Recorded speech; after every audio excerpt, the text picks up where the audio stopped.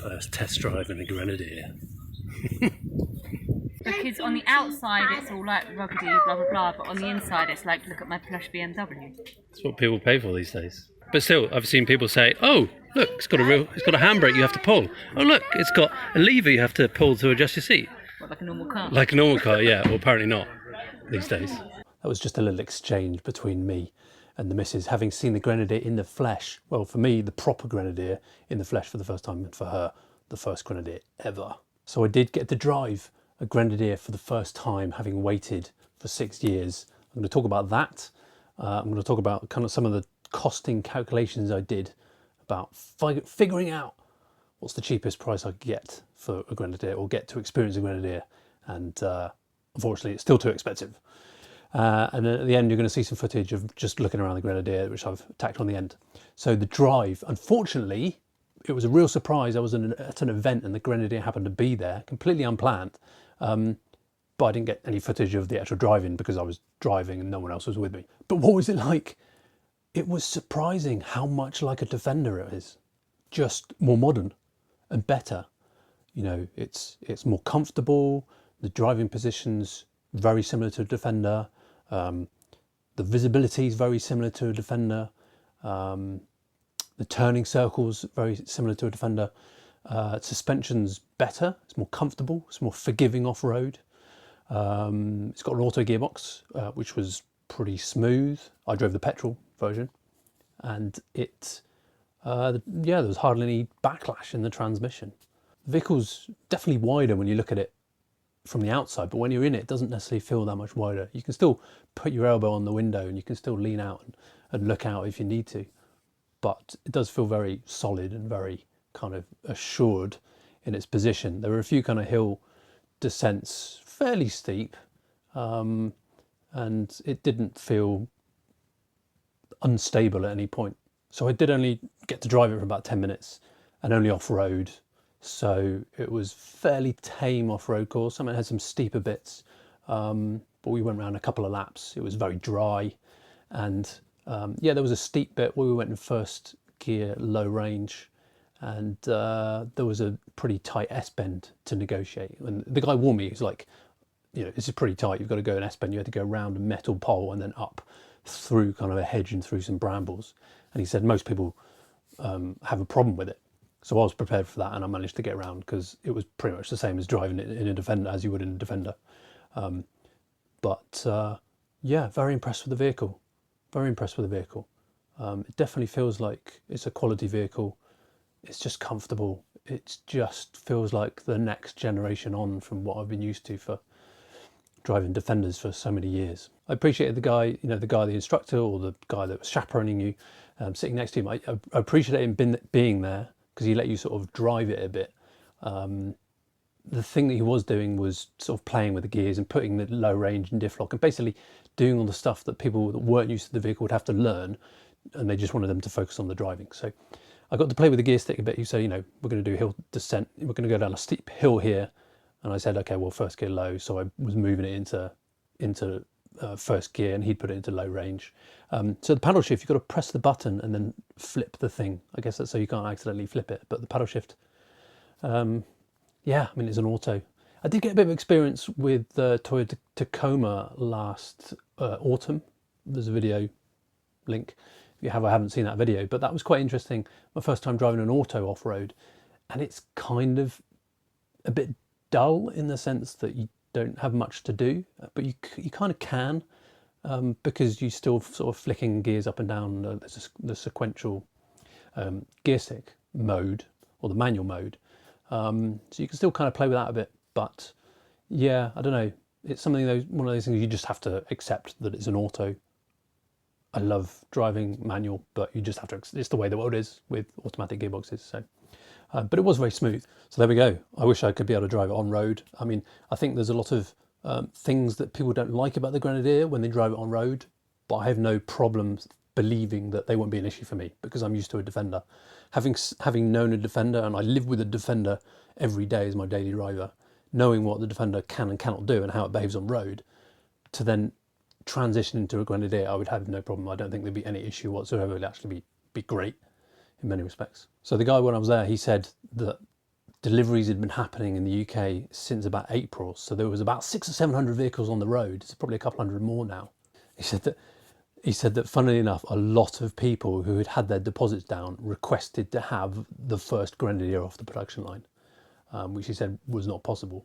So the vehicles that were at the event were the global part of the global media fleet, the ones that were in the big thing in Scotland. They did, and they were like first production. But he was saying they're still kind of like prototypes anyway, because you have pre-production, which is like, I assume, engineers put it together, or people that had a hand in designing it build it in like a small kind of workshop, and then you move to production. You've got to basically transfer all that knowledge into semi-skilled labour force, of which there may be dozens or hundreds of people, and then that's the kind of process that goes through. So he was saying that, you know, there's a lot of vehicles that have came through in the early period of production back in January, February. They were almost like pre-production vehicles, the bits missing, they had to, you know, snagging things they had to do.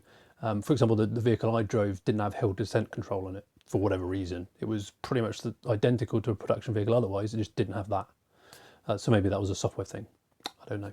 So the concept of having the first production vehicle, it's kind of like what you're expecting, the first like perfect vehicle, the first vehicle that is exactly the way it should be on the first attempt. It's an interesting concept, really. But there were loads of people there having a go, and a lot of people, you could overhear a lot of people saying, "Oh look, it's the new Land Rover," or "Look, it's the new Jeep," and just stuff like that. There was a woman there from the Falklands who was saying, "Oh, it's the Land Rover don't make anymore." And I can't argue with that. I really can't argue with that. But it's a good way of describing it, actually. So I had to go at costing up a Grenadier, and what was the cheapest? Having all this, you know, vehicles on the road, and you're thinking, what would it take to actually own a Grenadier? So I costed up what I think is called contract hire purchase, where you basically rent it, basically. So the cheapest I could see was £950 a month. That's including VAT, so business is cheaper. And that's like a commercial, I think, or a station wagon. That was a station wagon. And you pay that for 2 years, and then you give it back, basically, and you can do no more than 5,000 miles a year. So you're basically paying £22,000, and then you give the vehicle back. You've got no asset at the end of it, which I just can't afford that. I just can't spend that money. I've got other things I want to spend my money on. I've got my Defenders and a garage and things that I want to be using that money for. So the fact that you don't get an asset at the end of it, it's just you know, you kind of think, how would people be affording this otherwise? Because, you know, you could get lower monthly payments by putting in a bigger deposit, but you've still got quite a bit longer. You'd probably take 4 or 5 years on the kind of average monthly payments to actually pay off the Grenadier in the end, having put up about 15,000 up front. So I just can't commit that kind of money. I just can't commit that kind of money. In any case, if you ordered it now, you wouldn't get your vehicle till November anyway. So things may change by then. So hopefully in a couple of years, there may be some on the second-hand market. We still don't know if it's going to become the next DeLorean or the next Mini, where the Mini was, or the next Jimny, where basically the prices were used prices were better than the new prices because people wanted them so much. Anyway, that's enough of me talking. Here's some footage from looking around the Grenadier in detail, and I'll probably do a video at some point comparing this vehicle to the one I saw in Goodwood 2 years ago, which was the 2A prototype, which I've seen a few differences actually. They've changed a few things since they made that prototype, which is quite interesting.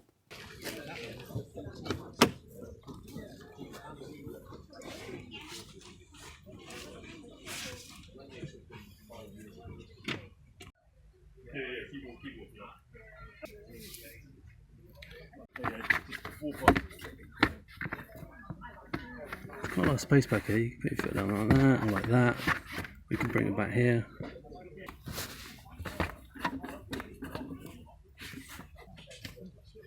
Quite a lot of space.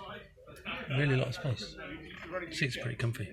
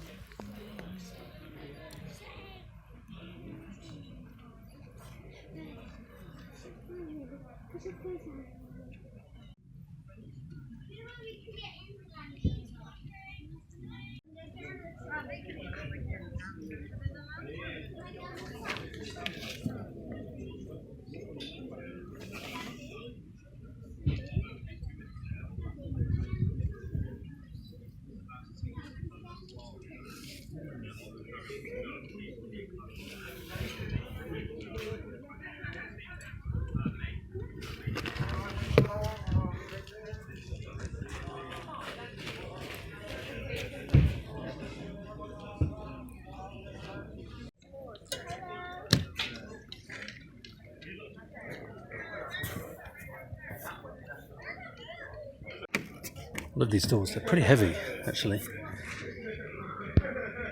This thing's inspired. People saying why can't you put the battery on the front seats rather than the rear seats? Yeah, you probably could in some ways. But...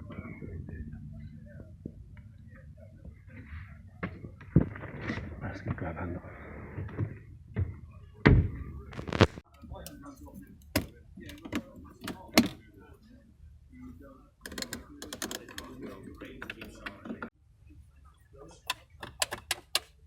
Quite satisfying buttons.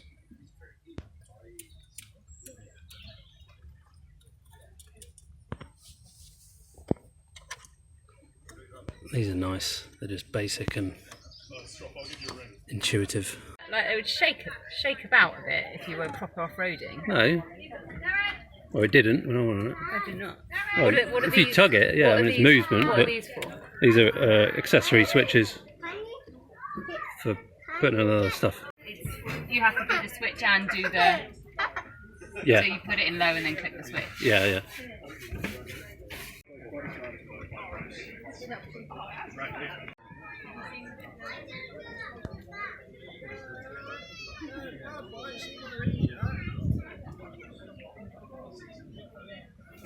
ZF steering leaking already.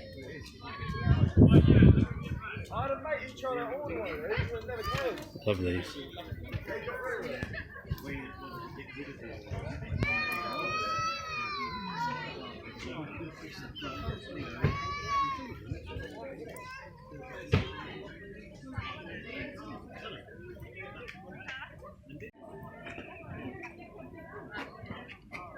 Have a look in there. Yeah, I'll pick you up. Lots of good space for working.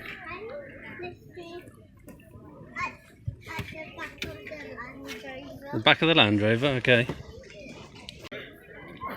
it called I used to be at the back. I used to be at the back.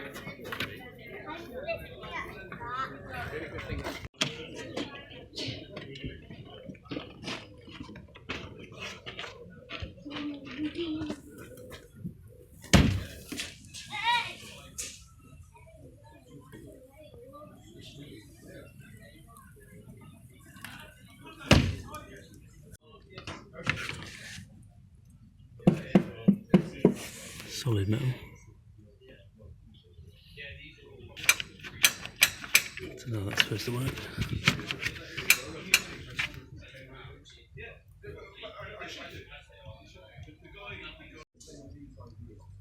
This is good. It's proper beefy that. Look at that, it's 4mm steel. Cargo barrier bracket.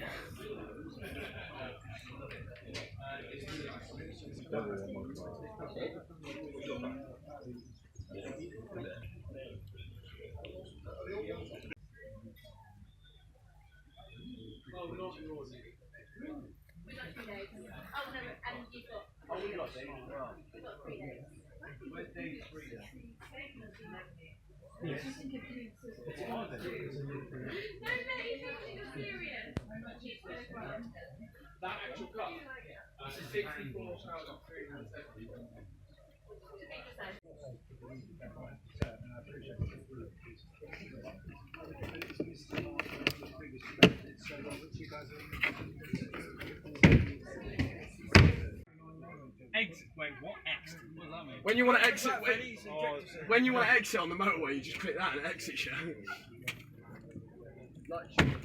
Anyway, there we go. That was my experience with the Grenadier recently. I don't know what's going to happen in the future, but I'll try and see another Grenadier whenever I get a chance. If you had a test drive, let me know in the comments down below. Thanks for watching. Bye for now.